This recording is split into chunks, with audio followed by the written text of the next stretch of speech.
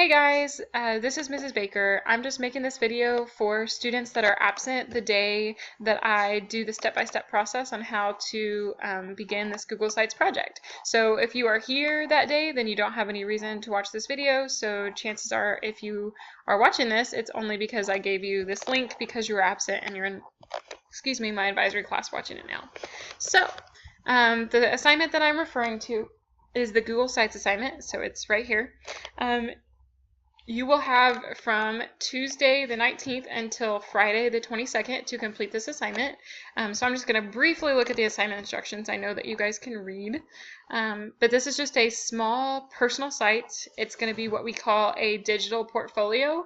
However, it will not be, your portfolio that you will walk away with for the semester. You're going to make another one, and after we explore all the sites that we use throughout the semester, you'll get to choose the one that you want to use. So this is just one of the many sites that we'll use. So the website is Google Sites. So we've had a little bit of experience with Weebly, a little bit of experience with Wix. So now we're going to explore Google Sites. You'll make a home page, a blog page, portfolio, resources, and about me. So all of the assignment instructions are right here. I have a link at the bottom to my website, which I'm actually going to travel to now.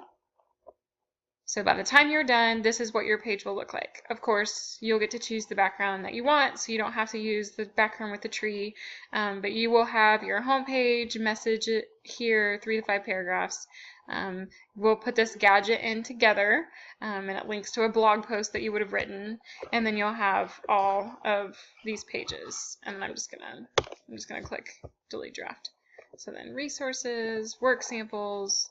So I'm going to walk you through the basic steps of how to make these pages, and then I'll let you read the assignment instructions, and then you can figure it out from there. So we're going to start from scratch. So I need to go to just Google Sites. So when you search Google Sites, it should be the first or the second one that pops up. I always click on the second one. Maybe that's the one you should click on too. And then if you just go to home, then it should take you to a screen that looks like this, except you wouldn't have anything on here. And I started this one to make my original video, and I was trying to get it under 10 minutes and it didn't work. So I'm going to start a new one. So when you get to this screen, you're just going to click Create. We're not going to use templates, so you should leave this here at blank template. You're going to name it. It's going to be self-titled. So I'll just say Evan, because that's my husband, Evan's design portfolio. And you can say web design portfolio, but some of you have been in my class for desktop publishing, so you may have done some other designs. So anyways, that's why I'm calling it design portfolio. Down here at the bottom, this is your URL. I like to get rid of this extra dash because I just feel like it's unnecessary. So it put an extra dash in there because you have an apostrophe. So if you get rid of that, it'll be easier to type your URL later. The next thing we're going to do is select a theme. So click this little drop down button, choose any of these. Don't try to download any. The more options and all that stuff just gets complicated. So just pick one. So I am just going to pick this one. And then once you pick that, go ahead and hit create. And sometimes it takes a minute for the loader to finish. So it's creating this site and it's designing everything for me. So that's one thing I do love about this site, is it's drag and drop friendly, but it is tricky. It's trickier than Wix and Weebly, I think. So here's your basic homepage. This is what it looks like. Here's the 2 buttons that are going to be the most important to you. Number 1 is the edit page button. So if we wanted to add, we're eventually going to add things to this homepage, that's how we would do it. So you hit the edit button, and then it allows you to type in the spaces that are open. So if I wanted to say home page, I could type home page, and then of course your welcome message is going to go here, and you can put pictures on there if you want. You can put anything that you want, YouTube videos, whatever. Your basic font and size and bold and all that stuff is right here, just like Microsoft Word. And if you wanted to add an HTML element, you could. So if you had coded something and you liked the way it looked, then you could try to put it in here. But I will let you know now, there are a lot of issues with that. It doesn't always want to work. So just so you know ahead of time. The other page that that other button that you need to be familiar with is this one. This is how you create a page. So like I said in the assignment instructions, this is going to be a 5-page website. So you're going to have to create different pages. So I'm going to walk you through the steps of how to create a new page. So you're going to click this button. It's going to prompt you to name your page. So we're just going to call this one blog, because everybody's going to have to make a blog. And then down here at the bottom, or I guess in the middle, you're selecting a template to use. So you can do web page, it can be announcements, file cabinet, list, or start page. And just so you know, the file cabinet is what you're going to use for your portfolio page.